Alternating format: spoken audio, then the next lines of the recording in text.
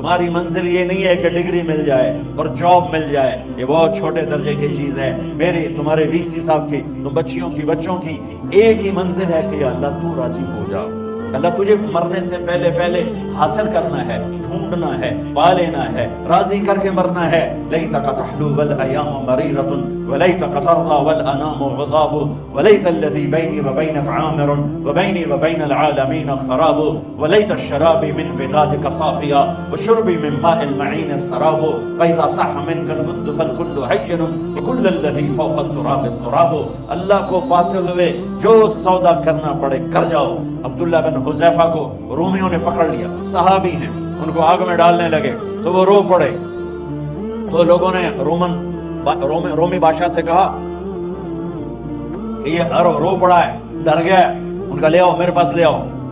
ان کو واپس لائے تو رومن بادشاہ نے پوچھا کیوں روئے ہو، موت سے ڈر گئے ہو؟ کہنے لگے موت تو ہمارے لیے سب سے بڑا تحفہ ہوتا ہے، میں اپنی بے بسی پہ رویا ہوں۔ کہ کیا بے بسی ہے؟ کہ بے بسی یہ ہے کہ ایک جان ہے، آگ میں گرتے ہی جل کے راکھ ہو جائے گی۔ کاش میرے جسم پر جتنے بال ہیں اتنی میری پاس جانیں ہوتی اور میں ایک ایک جان کو اللہ کے نام پہ قربان کرتا۔ آج مرنے کا مزہ نہیں آ رہا، اس پہ رویا ہوں۔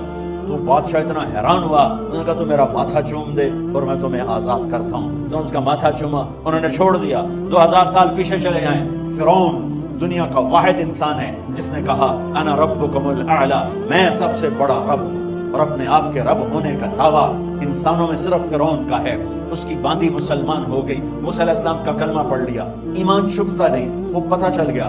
فرعون نے اس کو پکڑوایا، اس کی 2 بچیاں، ایک دودھ پیتی ایک ساتھ چلتی، اور اس نے اپنے دربار میں کڑاہ میں تیل ڈلوایا، نیچے آگ لگوائی، تیل ابلنے لگا۔ جب وہ پوری طاقت سے ابلنے لگا تو اس نے فرعون نے اس عورت سے، اس باندی سے کہا یہ آگ تیرے سامنے ہے، جلتا ہوا تیل، موسیٰ کے رب کو مانے گی تو پہلے تیری بچیوں کو جلاؤں گا، پھر تجھے جلاؤں گا، اور اگر مجھے رب مانے گی تو تیرے گھر کو سونے چاندی سے بنا دوں گا، تیرے گھر کو سونے چاندی سے بھر دوں گا۔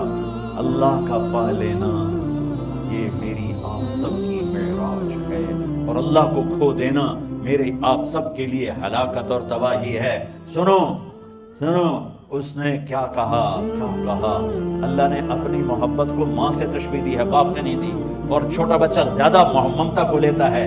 وہ کہنے لگی فرعون یہ تو میری 2 ہیں، میری 100 ہوتی تو اللہ کے نام پہ آج میں قربان کر دیتا۔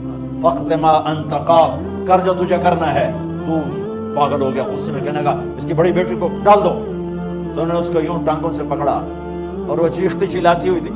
ماں کا ایک بول اس کی جان بچا سکتا تھا، اور پھر گھر جا کے توبہ کر لیتی۔ وہ کہتی اللہ مجھے معاف کر دے، میں نے کلمہ کفر کہا۔ اس کو ٹانگوں سے پکڑا ہوا ہے، اس کے ہاتھ نیچے جھول رہے ہیں، اور وہ اماں بھی کہہ رہی کہ مجھے بچا دو۔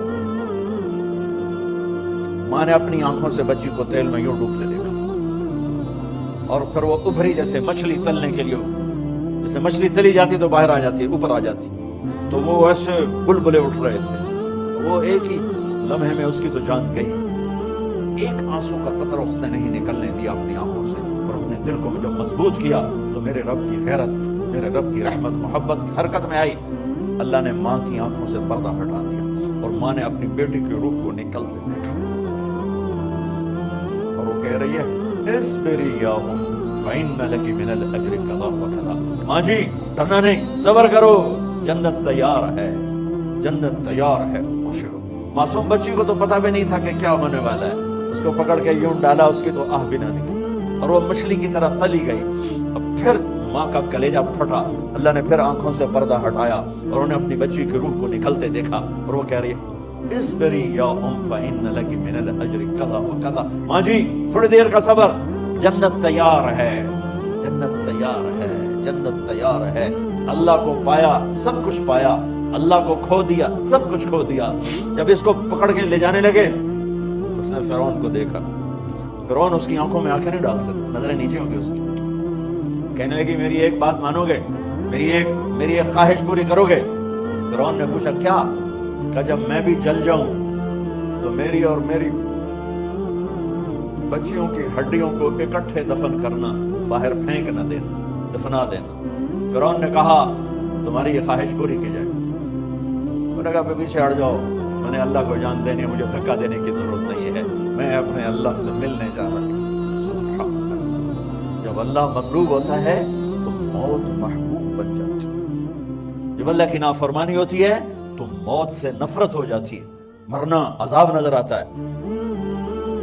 وہ چھلانگ مار گئی، اللہ اکبر کا نعرہ لگاتی ہوئی، ہڈیاں اتڑ گئیں، گوشت اتڑ گیا، ہڈیاں باقی رہ گئی۔ فرعون نے کہا ایک ہی جگہ ڈال دو، سب کو دفن کر دو۔ دفن 2000 سال کے بعد بچوں بچیوں، 2000 سال کے بعد موسیٰ علیہ السلام کے 2000 سال کے بعد جناب رسول اللہ صلی اللہ علیہ وسلم دنیا میں تشریف لائے۔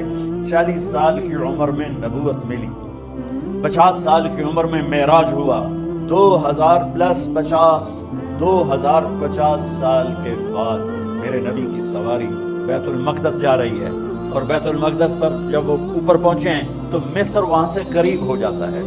جب وہ اترنے لگے تو میرے نبی نے کہا جبریل جنت کی خوشبو آ رہی ہے، جبریل جنت کی خوشبو آ رہی ہے، ابھی تو جنت اوپر ہے، ابھی تو اوپر جانا ہے، تو یہ زمین سے جنت کی خوشبو کیا آ رہی ہے؟ تو جبریل نے عرض کیا رسول اللہ فرعون کی ایک بانی تھی جو اللہ سے سودا کر گئی جان کا اور اپنی بچیوں کا، اس کی بچیوں کی ہڈیوں کو جہاں دفن کیا گیا ہے، یہ خوشبو جس دن انہیں دفن کیا تھا اس دن سے لے کر آج تک یہ خوشبو آ رہی ہے اور یہ قیامت تک آتی رہے گی۔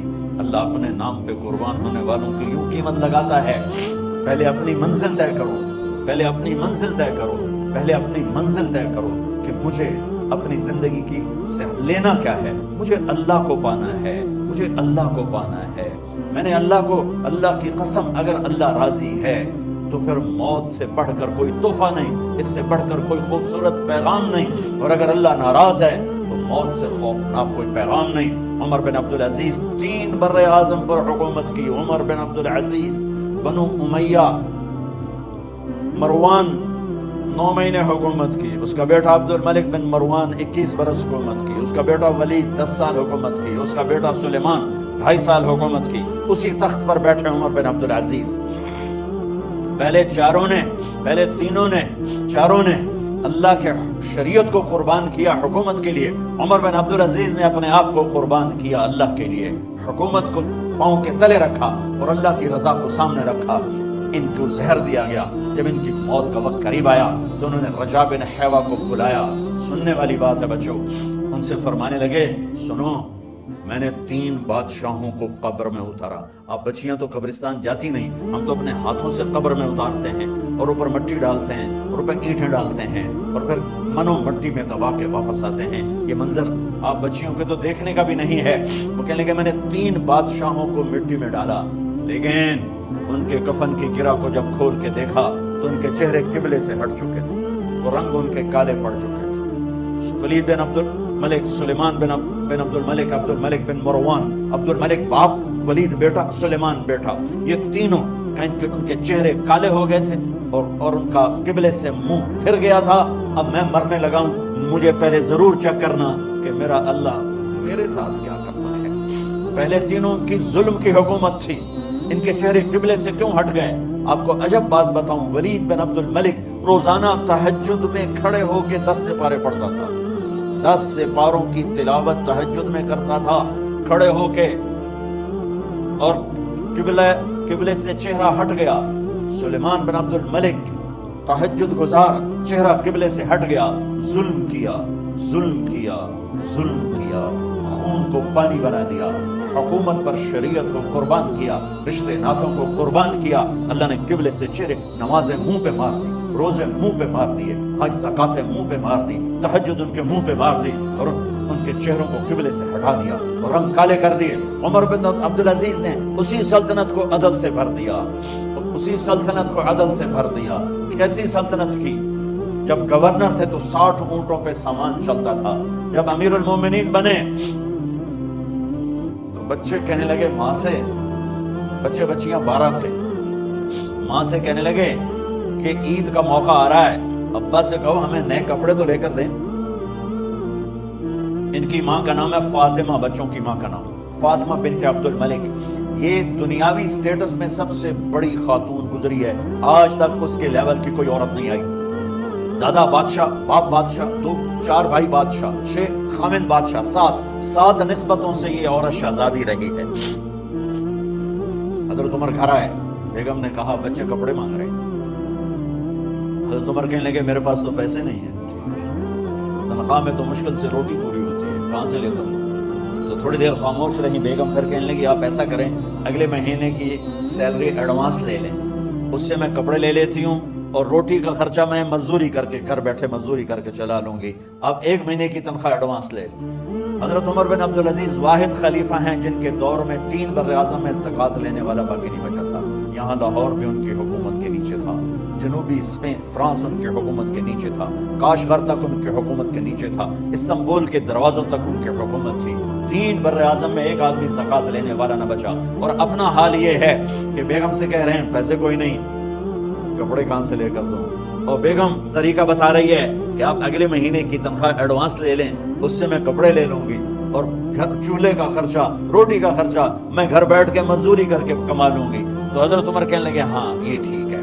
बाहर आए वजीर खजाना मुज़ाहिम, उन्हें बुलाया कि भाई हमें अगले महीने की तनख्वाह एडवांस चाहिए, ये तनख्वाह वाले लोग बैठे हुए तनख्वाहें लेते हैं। उसने कागज कलम आगे रख दिया, कहा हजरत यहाँ लिख के दे दें आप 1 महीने। आज तुम्हें दुख तो होगा अपने बाप पर कि एक जोड़ा कपड़ा भी लेकर ना दिया ईद का। तो उनके एक बेटे ने कहा अब्बा जान आज हम बड़े खुश हैं, हमारा सर ऊंचा है कि हमारे बाप ने मुसलमानों के माल पर डाका नहीं डाला, हमें कुर्बानी का बकरा बनाया, लेकिन मुसलमानों के माल में खयानत नहीं की। ये उनका तर्ज हुकूमत था, इस तरह उन्होंने हुकूमत की।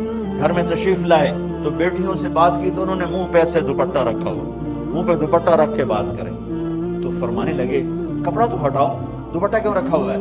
तो घर की खादमा जोर जोर से रोने लगी, कहने लगी अमीरुल मोमिनीन आज आपकी बेटियों ने कच्चा प्याज तोड़ के रोटी खाई है, कर सकता, अब मरने का वक्त आ गया। जब वो गवर्नर थे तो 60 ऊंटों पे उनका सामान चलता था, और जब वो अमीरुल मोमिनीन बने तो अयादत के लिए लोग आ रहे थे। तो साले अयादत के लिए आए, फातिमा के भाई, कपड़े देखे अमीरुल मोमिनीन के तो बहन को एक तरफ करके फरमाया, बड़े नेक सरदारों में से थे ये मसलमा बिन अब्दुल मलिक, कहने लगे अमीरुल मोमिनीन के कपड़े तब्दील करवा दो, लोग पूछने आ रहे हैं तो मैले कपड़े अच्छा नहीं लगता। कहा जी भाई करवाती हूँ। अगले दिन जब वो हाल पूछने आए तो फिर वही कपड़े थे, तो उन्होंने उनको अलग जाकर कहा। सुलेमान बिन अब्दुल मलिक की डेड बॉडी जब कब्र के करीब लाए उतारने के लिए तो ऐसे ऐसे हिलने लगा, उसका पूरा जिस्म हिलने लगा। तो उसके बेटों ने कहा कि हमारे अब्बा जिंदा हैं। तो हजरत उमर ने फरमाया बेटो जिंदा नहीं है, अज़ाब कब्र जल्दी शुरू हो गया है, अज्जलल्लाहु बिल उक़ूबा, कब्र की पकड़ पहले शुरू हो गई है, छुपाओ अपने बाप को जल्दी। कहते यूं आके हजरत उमर के सीने पर गिर गया, सब देख रहे हैं।